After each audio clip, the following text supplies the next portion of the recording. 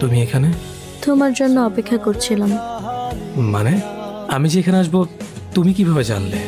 এখানে একদিন আসার পর পুরনো সেই ওয়েটারটি বলল তুমি নাকি এখানে মাঝে মধ্যেই আসো, তাই আমি তোমার সাথে দেখা করার জন্য রোজ এখানে অপেক্ষা করি।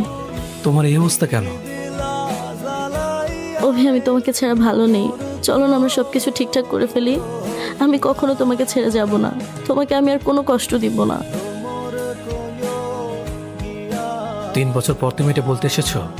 এত বছর লেগে গেছে তোমার এটা বুঝতে আমাকে ছাড়া ভালো নেই তুমি?